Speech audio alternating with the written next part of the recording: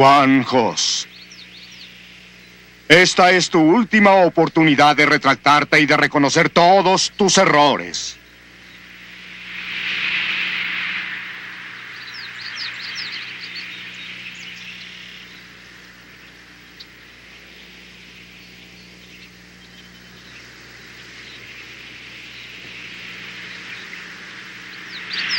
Ante Dios como testigo, declaro que todo lo escrito y predicado por mí ha sido para rescatar almas del pecado. No puedo retroceder. Mi Señor pasó por la senda del deber y la verdad, aunque le condujo al Calvario.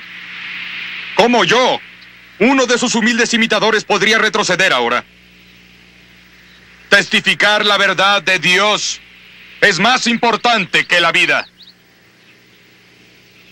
Con gusto, confirmaré con mi sangre todas las escrituras y sermones de las verdades que he creído. En tus manos, oh Señor, encomiendo mi espíritu.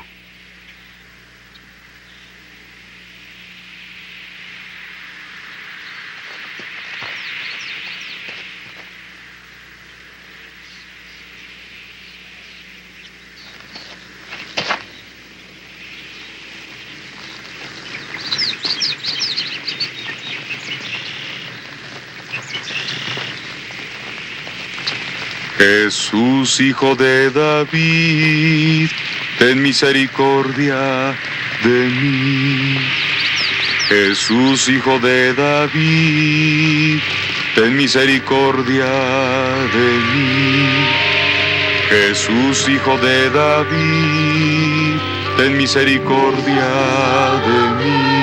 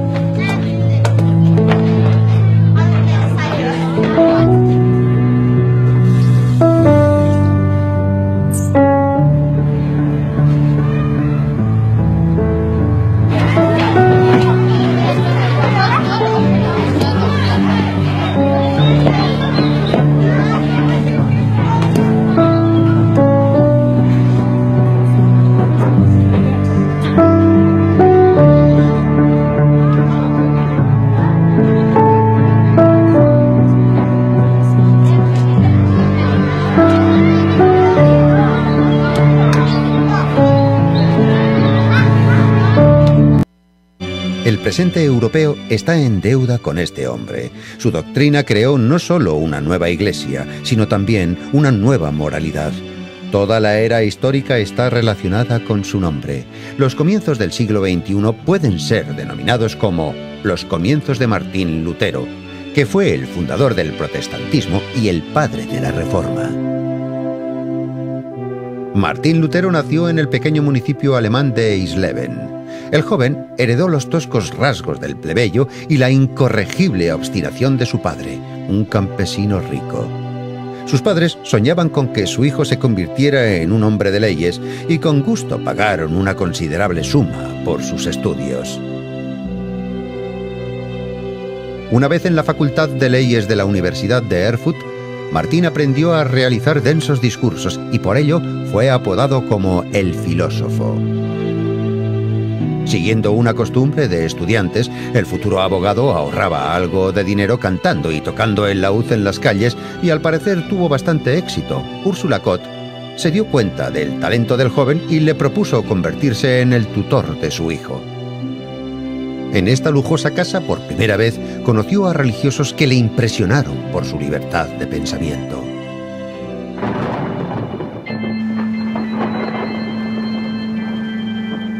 El 2 de julio del año 1505, Lutero fue sorprendido por una gran tormenta en el campo. Aterrorizado por la violencia de la naturaleza, Martín, que entonces tenía 22 años, exclamó: «Sálvame, Santa Ana, y me convertiré en monje». Para mantener su promesa, vendió sus libros e ingresó como novicio en el convento agustino de Erfurt, famoso por su particular severidad. Más adelante Martín Lutero escribió: «Me he convertido en sirviente de Dios no por voluntad propia, sino impulsado por el terror que tuve que vivir». Lutero comenzó a estudiar la Biblia concienzudamente. Tras convertirse en doctor en teología, comenzó a ejercer la docencia en la Universidad de Wittenberg. En el año 1510, Lutero fue a Roma, donde presenció con sus propios ojos signos de opulencia y depravación por parte del clero. Sus afecciones hacia el catolicismo cayeron por tierra. Y se sintió especialmente indignado por el hecho de que cualquier persona podía comprar la indulgencia y ser perdonado por los más terribles pecados a cambio de dinero. Lutero formuló 94 tesis en forma de protesta contra lo que calificó venta de indulgencias. El 31 de octubre del año 1517 las clavó en la puerta de la iglesia de Wittenberg. Así, Lutero despertó una gran polémica por toda Alemania. Aquellos que apoyaban a Lutero comenzaron criticando la venta de indulgencias y terminaron por censurar el dogma católico como tal. El Papa León X condenó a Lutero con la publicación de la bula Exsurge Domine y le amenazaba con excomulgarle. El 10 de diciembre del año 1520, ante las puertas de la ciudad de Wittenberg, el pensador quemó públicamente la epístola del Papa. La respuesta del Papa no se hizo esperar. A la edad de 37 años, Lutero fue excomulgado.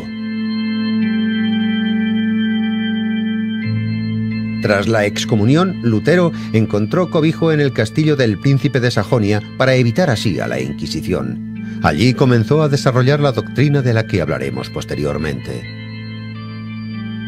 Llegó a la conclusión de que el camino a la salvación estaba en la fe en sí, y este fue el principal postulado de la doctrina de Martín Lutero. Al contrario que el catolicismo, el cual requería una ejecución formal en su devoción, el protestantismo estaba dirigido al corazón de cada creyente. Lutero afirmaba que la relación entre un hombre y el Señor debería ser de naturaleza privada y no requería la interferencia de una iglesia, puesto que lo único que ésta debía hacer era transmitir los conocimientos de la Biblia. Martín Lutero, uno de los mejores teólogos de su época, tradujo la Biblia al alemán para que cualquiera pudiera comunicarse con Dios a través de ella. Lutero solo quería reformar la Iglesia, pero sus ideas reformaron sus propias vidas. Cada alemán, bien fuese príncipe o fuese campesino, vieron en la reforma la oportunidad para evolucionar a una vida mejor.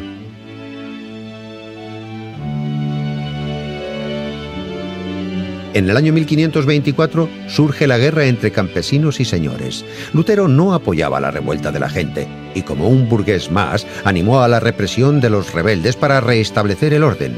Tras 2 años de disputas, la revuelta llegó a su fin. Pero para entonces, Alemania ya era un país diferente.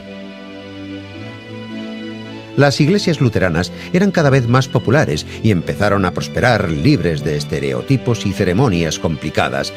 Los monasterios católicos comenzaron a ser cerrados en muchas localidades alemanas. Surgía una nueva conducta en Alemania. Los curas comenzaron a cambiar sus creencias y empezaron a contraer matrimonio. A la edad de 40 años, el mismo Lutero se casó con Catherine von Bora, la hija de un noble empobrecido. Tuvieron 5 hijos. Lutero continuó impartiendo clases y predicando su doctrina, y solamente su salud le obligó a dejar Wittenberg para volver a su ciudad natal, Eisleben. El padre de la Reforma murió en el año 1546.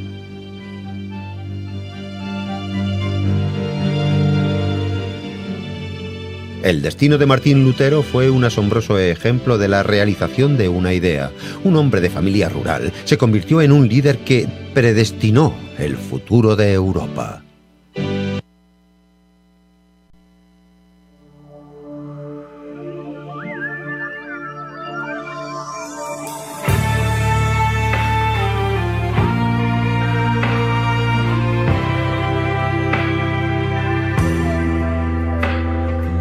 Halloween y su significado.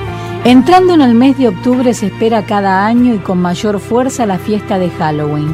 Los comercios lucen adornos de color naranja y negro y por todos lados podemos observar dibujos de brujas, gatos negros, fantasmas, demonios y monstruos.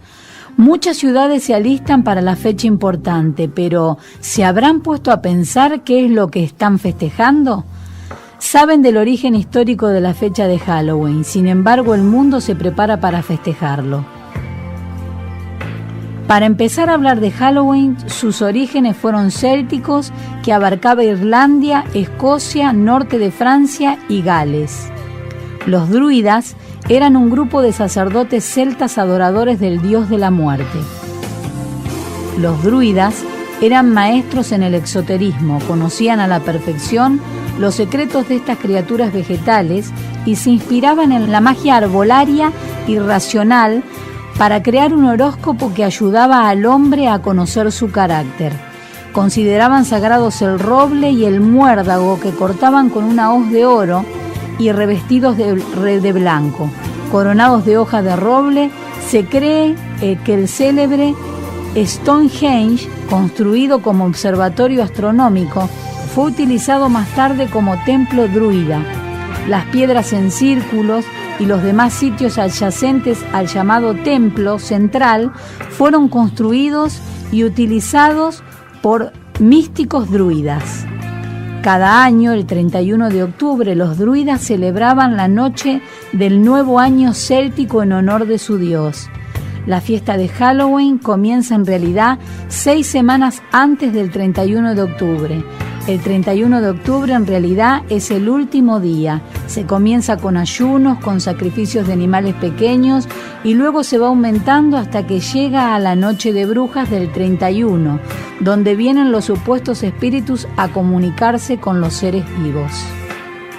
En el año 834 después de Cristo, el Papa Gregorio IV instituyó el Día de Todos los Santos como una fiesta cristiana, esperando así eliminar la fiesta de Samaín, lo cual no sucedió, a pesar de muchos intentos por parte de la Iglesia de destruir las prácticas paganas, aún todavía han sobrevivido. En el siglo V, en Irlanda, ya se había realizado una especie de revolución. Jesse Patrick fue uno de los últimos sobrevivientes de Irlanda que luchó contra los druidas. A mediados del siglo XVIII, los inmigrantes irlandeses comienzan a llegar a América. Con ellos llega su cultura, su folclore, su tradición, su Halloween. En un primer momento, Halloween sufre una fuerte represión por parte de las autoridades de Inglaterra, pero a finales del siglo XIX los Estados Unidos reciben una nueva oleada de inmigrantes de origen céltico. Desde Estados Unidos, Halloween se va propagando por todo el mundo.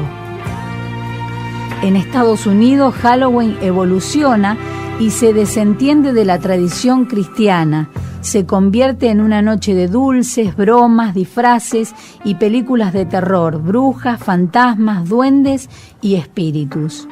Como Latinoamérica es muy dado a adoptar costumbres de América del Norte, comienzan a sentirse como superados y demostrar que ellos también están a la moda.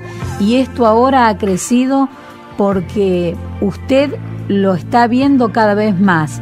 Se nota que desde semanas antes del 31 de octubre se colocan adornos alusivos a estas fiestas paganas.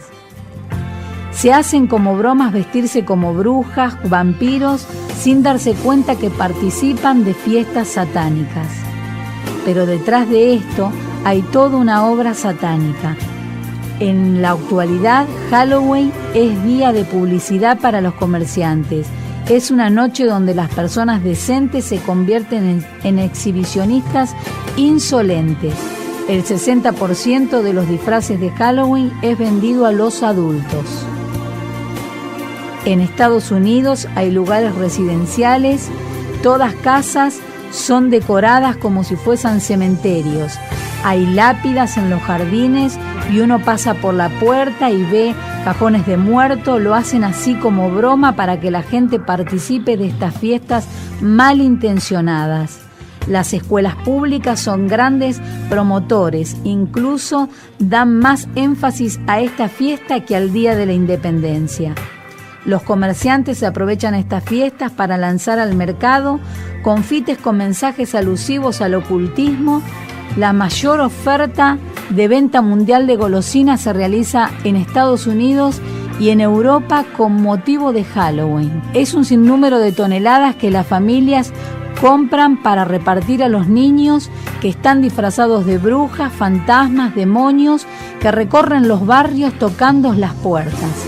Hoy en día los medios de comunicación dan mucha importancia a esta fiesta pagana. El fruto de esto se verá reflejado en la conducta de niños y adolescentes que han cometido crímenes en conexión con el ocultismo. Existen reportes que han asesinado o se han suicidado niños y adolescentes por esta práctica. Hoy en día en América Latina el satanismo está tomando mayor auge. Esto no es cosa del pasado, son prácticas de hoy en día. Anton LaVey, autor de la Biblia satánica, dijo que el 31 de octubre es el día más importante de la iglesia satanista. Doreen Irwin, quien fue la más grande de las brujas en el oeste europeo, se convirtió al cristianismo y decía que si los padres tuviesen alguna idea de lo que realmente es Halloween, ni siquiera mencionarían esta palabra frente a sus hijos. Dios nos ordena que no nos contaminemos con las obras infructuosas de las tinieblas, sino más bien reprenderlas. En 2 Corintios 6:14 dice: no participen en nada de lo que hacen los que no son seguidores de Cristo. Lo bueno no tiene nada que ver con lo malo. Tampoco pueden estar juntas la luz y las tinieblas. Y en Romanos 13:12 dice: la noche está avanzada y se acerca el día. Desechemos pues las obras de las tinieblas y vistámonos de las armas de luz.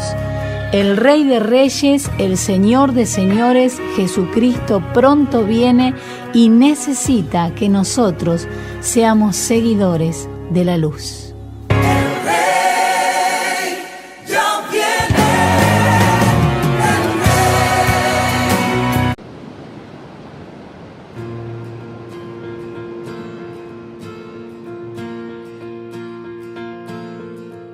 Sublime gracia del Señor, que a un pecador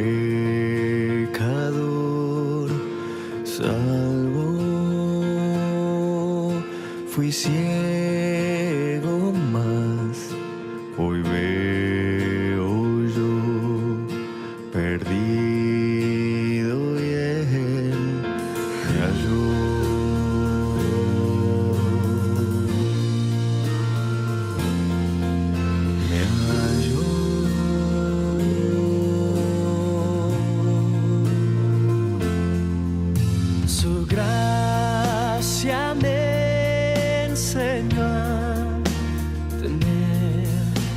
mis dudas ahuyentó.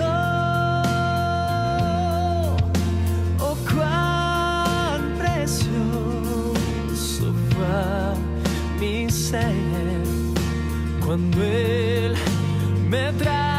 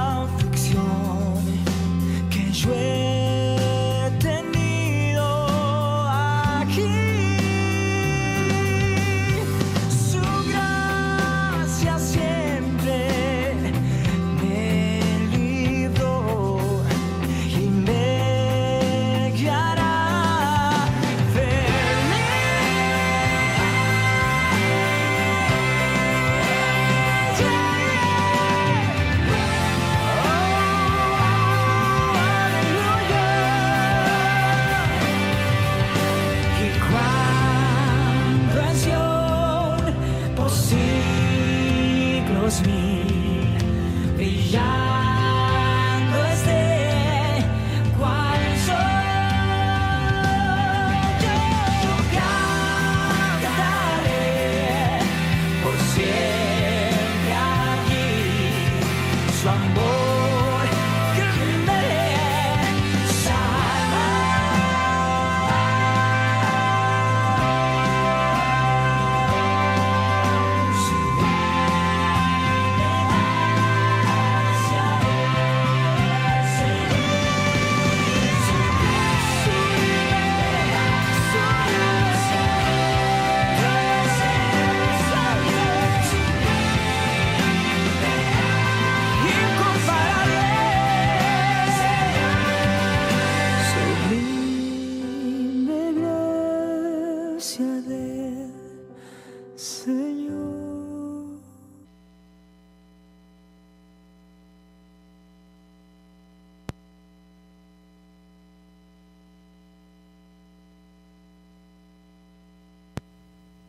Capítulo 12.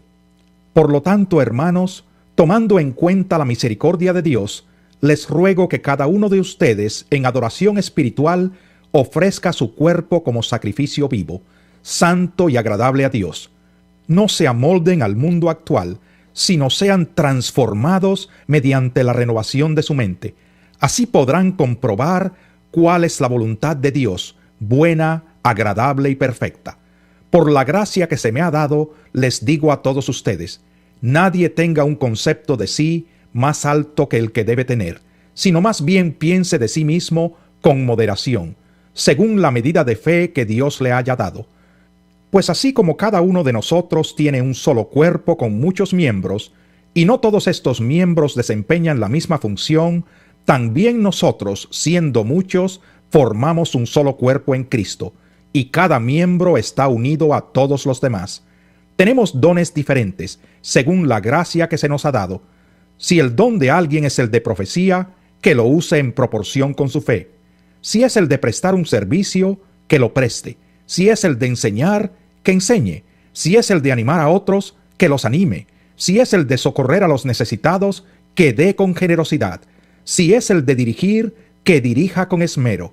Si es el de mostrar compasión, que lo haga con alegría. El amor debe ser sincero. Aborrezcan el mal, aférrense al bien. Ámense los unos a los otros con amor fraternal, respetándose y honrándose mutuamente. Nunca dejen de ser diligentes. Antes bien, sirvan al Señor con el fervor que da el Espíritu. Alégrense en la esperanza. Muestren paciencia en el sufrimiento. Perseveren en la oración. Ayuden a los hermanos necesitados. Practiquen la hospitalidad. Bendigan a quienes los persigan. Bendigan y no maldigan. Alégrense con los que están alegres. Lloren con los que lloran. Vivan en armonía los unos con los otros. No sean arrogantes, sino háganse solidarios con los humildes. No se crean los únicos que saben. No paguen a nadie mal por mal. Procuren hacer lo bueno delante de todos. Si es posible, y en cuanto dependa de ustedes, vivan en paz con todos. No tomen venganza, hermanos míos, sino dejen el castigo en las manos de Dios. Porque está escrito, mía es la venganza, yo pagaré, dice el Señor. Antes bien, si tu enemigo tiene hambre, dale de comer. Si tiene sed, dale de beber. Actuando así, harás que se avergüence de su conducta. No te dejes vencer por el mal, al contrario, vence el mal con el bien. Capítulo 13. Todos deben someterse a las autoridades públicas, pues no hay autoridad que Dios no haya dispuesto, así que las que existen fueron establecidas por Él. Por lo tanto, todo el que se opone a la autoridad se rebela contra lo que Dios ha instituido. Los que así proceden recibirán castigo, porque los gobernantes no están para infundir terror a los que hacen lo bueno, sino a los que hacen lo malo. ¿Quieres librarte del miedo a la autoridad? Haz lo bueno y tendrás su aprobación, pues está al servicio de Dios para tu bien. Pero si haces lo malo, entonces debes tener miedo. No en vano lleva la espada, pues está al servicio de Dios para impartir justicia y castigar al malhechor. Así que es necesario someterse a las autoridades, no solo para evitar el castigo, sino también por razones de conciencia. Por eso mismo pagan ustedes impuestos, pues las autoridades están al servicio de Dios, dedicadas precisamente a gobernar. Paguen a cada uno lo que le corresponda. Si deben impuestos, paguen los impuestos. Si deben contribuciones, paguen las contribuciones. Al que deban respeto, muéstrenle respeto. Al que deban honor, ríndanle honor. No tengan deudas pendientes con nadie, a no ser la de amarse unos a otros. De hecho, quien ama al prójimo ha cumplido la ley, porque los mandamientos que dicen, no cometas adulterio, no mates, no robes, no codicies, y todos los demás mandamientos se resumen en este precepto: ama a tu prójimo como a ti mismo. El amor no perjudica al prójimo, así que el amor es el cumplimiento de la ley. Hagan todo esto estando conscientes del tiempo en que vivimos. Ya es hora de que despierten del sueño, pues nuestra salvación está ahora más cerca que cuando inicialmente creímos. La noche está muy avanzada y ya se acerca el día. Por eso dejemos a un lado las obras de la oscuridad y pongámonos la armadura de la luz. Vivamos decentemente como a la luz del día, no en orgías y borracheras, ni en inmoralidad sexual y libertinaje, ni en disensiones y envidias. Más bien, revístanse ustedes del Señor Jesucristo y no se preocupen por satisfacer los deseos de la naturaleza pecaminosa. Capítulo 14. Reciban al que es débil en la fe, pero no para entrar en discusiones. Algunos su fe les permite comer de todo, pero hay quienes son débiles en la fe y solo comen verduras. El que come de todo no debe menospreciar al que no come ciertas cosas, y el que no come de todo no debe condenar al que lo hace, pues Dios lo ha aceptado. ¿Quién eres tú para juzgar al siervo de otro? Que se mantenga en pie o que caiga es asunto de su propio Señor, y se mantendrá en pie porque el Señor tiene poder para sostenerlo. Hay quien considera que un día tiene más importancia que otro, pero hay quien considera iguales todos los días. Cada uno debe estar firme en sus propias opiniones. El que le da importancia especial a cierto día, lo hace para el Señor. El que come de todo, come para el Señor, y lo demuestra dándole gracias a Dios. Y el que no come, para el Señor se abstiene, y también da gracias a Dios. Porque ninguno de nosotros vive para sí mismo, ni tampoco muere para sí. Si vivimos, para el Señor vivimos, y si morimos, para el Señor morimos. Así pues, sea que vivamos o que muramos, del Señor somos. Para esto mismo murió Cristo, y volvió a vivir, para ser Señor tanto de los que han muerto, como de los que aún viven. Tú entonces, ¿por qué juzgas a tu hermano? O tú, ¿por qué lo menosprecias? Todos tendremos que comparecer ante el tribunal de Dios. Está escrito: tan cierto como que yo vivo, dice el Señor, ante mí se doblará toda rodilla y toda lengua confesará a Dios. Así que cada uno de nosotros tendrá que dar cuentas de sí a Dios. Por tanto, dejemos de juzgarnos unos a otros. Más bien, propónganse no poner tropiezos ni obstáculos al hermano. Yo, de mi parte, estoy plenamente convencido en el Señor Jesús de que no hay nada impuro en sí mismo. Si algo es impuro, lo es solamente para quien así lo considera. Ahora bien, si tu hermano se angustia por causa de lo que comes, ya no te comportas con amor. No destruyas por causa de la comida al hermano por quien Cristo murió. En una palabra, no den lugar a que se hable mal del bien que ustedes practican, porque el reino de Dios no es cuestión de comidas o bebidas, sino de justicia, paz y alegría en el Espíritu Santo. El que de esta manera sirve a Cristo, agrada a Dios y es aprobado por sus semejantes. Por lo tanto, esforcémonos por promover todo lo que conduzca a la paz y a la mutua edificación. No destruyas la obra de Dios por causa de la comida. Todo alimento es puro. Lo malo es hacer tropezar a otros por lo que uno come. Más vale no comer carne, ni beber vino, ni hacer nada que haga caer a tu hermano. Así que la convicción que tengas tú al respecto, manténla como algo entre Dios y tú. Dichoso aquel a quien su conciencia no lo acusa por lo que hace. Pero el que tiene dudas en cuanto a lo que come, se condena, porque no lo hace por convicción. Y todo lo que no se hace por convicción es pecado. Capítulo 15. Los fuertes en la fe debemos apoyar a los débiles, en vez de hacer lo que nos agrada.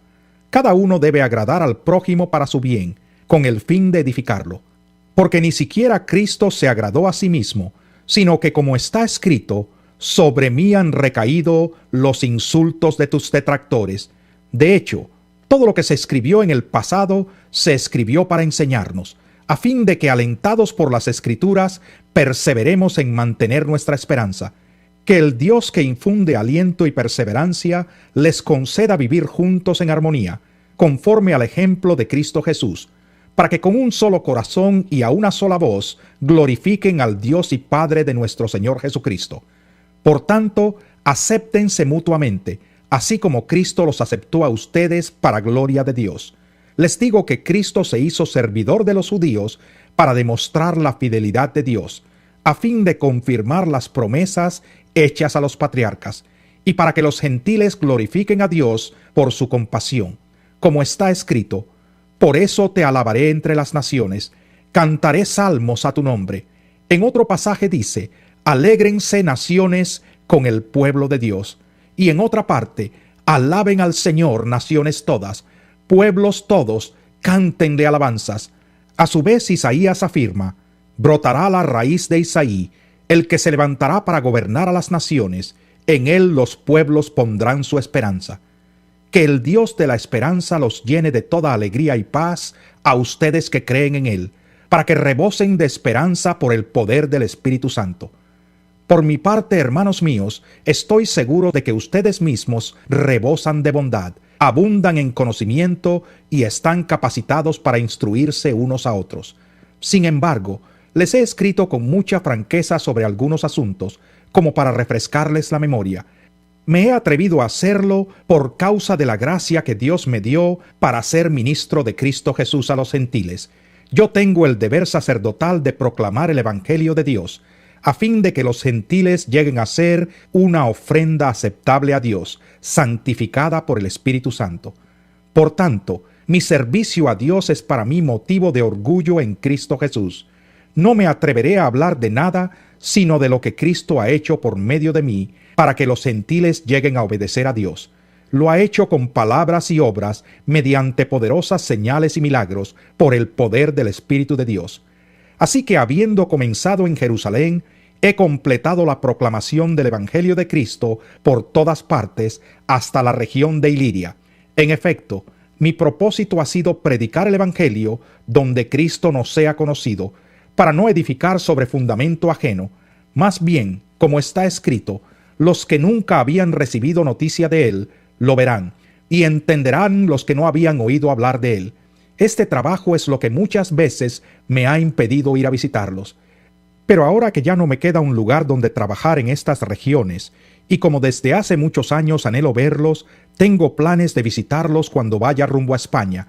Espero que después de que haya disfrutado de la compañía de ustedes por algún tiempo, me ayuden a continuar el viaje. Por ahora voy a Jerusalén para llevar ayuda a los hermanos. ya que Macedonia y Acaya tuvieron a bien hacer una colecta para los hermanos pobres de Jerusalén.